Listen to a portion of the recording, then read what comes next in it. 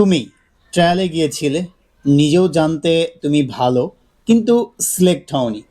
Coach বলল পরের বার চেষ্টা করো, বাবা বলল ভাগ্য ছিল না, বন্ধুরা বলল আর একটু প্র্যাকটিস কর, কিন্তু কেউ বলল না আসলে কি হয়েছিল। আজকে আমি সেটাই বলবো, এবং শুনলে হয়তো কষ্ট লাগবে, কারণ সত্যিটা সবসময় শুনতে মিষ্টি না। চলো তাহলে শুরু করা যাক আজকের এই গুরুত্বপূর্ণ ভিডিওটি। Let's go. তুমি ভালো, কিন্তু একটা জিনিস বুঝতে হবে আগে, ট্রায়াল মানে কি। ট্রায়াল মানে শুধু স্কিল দেখা না। ট্রায়াল মানে এই মুহূর্তে এই জায়গায় এই কোচের চোখে তুমি কতটা দরকারি। মানে কি, ধরো তুমি একজন মিডফিল্ডার, ভালো পাস করো, ভালো মুভ করো, কিন্তু টিমে ইতিমধ্যে তিনজন মিডফিল্ডার আছে। তুমি যতই ভালো খেলো, সিলেক্ট নাও হতে পারো। এটা তোমার দোষ না, কিন্তু এটা তোমার সমস্যা। ট্রায়াল থেকে অনেকেই ফিরে মনে করে আমাকে বাদ দিল, আমি ভালো না। না মানে এটা না, কিন্তু এটার মানে এটাও না যে কোনো সমস্যা নাই। তাহলে আসল সমস্যাগুলো কি? Let's find out. সমস্যাগুলোকে নিয়ে আমি পাঁচটা কারণ বলবো। কারণ এক, তুমি ট্রায়াল ডেতে তুমি তোমার সেরাটা দাওনি।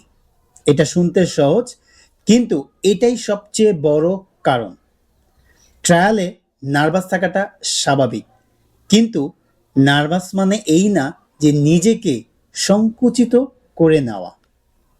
অনেকেই ট্রায়ালে গিয়ে ছোট ছোট ডিসিশন নেয়, রিস্ক নেয় না, চুপচাপ থাকে, ভুল না করার এমন একটা মুডে চলে যায়। কোচেরা ঠিক এই জিনিসটাই দেখে। আচ্ছা, তুমি কি সেদিন একদম নিজের মতো খেলেছিলে, নাকি ভুল না করলেই সিলেক্ট হব এটা ভেবে সাবধানে খেলেছিলে ট্রায়াল ডেতে? এটা কমেন্টে জানাও। এবার বলবো কারণ দুই, তুমি চোখে পড়নি। একটা ট্রায়ালে কতজন থাকে? 20 জন, 30 জন, 40 জন, 50 জন, 100 জন বা এর থেকেও বেশি, কিন্তু কোচ থাকে একজন, দুইজন, হয়তোবা তিনজন। যে নিজেকে এক্সপ্রেস করে ট্রায়াল ডেতে সে চোখে পড়ে, যে চুপচাপ কাজ করে সে হয়তো ভালো, কিন্তু হারিয়ে যায়। এটা অন্যায় না, এটা রিয়েলিটি। তোমাকে ভিজিবল হতে হবে ট্রায়ালগুলোতে, বল চাও, কথা বলো, লিডারশিপ নাও, তোমার নিজের নামটা কোচের মাথায় গেঁথে দিতে হবে। তাহলেই হয়তো বা তুমি চোখে পড়তে পারো। এবার বলবো কারণ তিন, ফিজিক্যাল এবং টেকনিক্যাল গ্যাপ। এটা কঠিন, কিন্তু আমাকে বলতেই হবে, কারণ না বললে জানবে কোথা থেকে। অনেকেই মনে করে আমি তো অনেক দিন ধরে ক্রিকেট খেলছি, আমি তো ভালো, কিন্তু ভালো মানে কি? তোমার পাশের শহরের ছেলেটাও ভালো, তোমার পাশের দেশের ছেলেটাও ভালো। আসলে ট্রায়ালে গলির সেরা হলে হয় না, তোমাকে সেই লেভেলের ভালো হতে হবে যে লেভেলের টিমে তুমি যেতে চাও। তোমার স্পিড কি যথেষ্ট? তোমার স্ট্যামিনা কি শেষ পর্যন্ত ধরে রাখতে পারো? তোমার টেকনিক্যাল স্কিল কি আন্ডার প্রেসারে কাজ করে? এই প্রশ্নগুলো কি কখনো নিজেকে করেছো? এই প্রশ্নগুলো নিজেকে জিজ্ঞাসা করো, তাহলেই নিজের ব্যাপারে জানতে পারবে। কারণ চার, তুমি ফিডব্যাক নাওনি। অনেকেই ট্রায়াল শেষে চুপচাপ বাড়ি চলে যায়, কিন্তু সেটা বিশাল বড় ভুল। কোচকে জিজ্ঞাসা করো, আমার কোথায় কাজ করলে ভালো হবে, আমার কি কি উন্নতি দরকার। এই জিনিসগুলো তুমি যদি জানতে পারো আর জেনে যদি কাজ করতে পারো, পরবর্তী ট্রায়ালে তুমি কতটা শক্তিশালী হয়ে ফিরে আসবে একটাবার চিন্তা করতে পেরেছো? কোচকে জিজ্ঞেস করা এটা তো উইকনেস না, এটাকে বলে ম্যাচুরিটি। এই ম্যাচুরিটিটা নিজের মধ্যে নিয়ে আসো।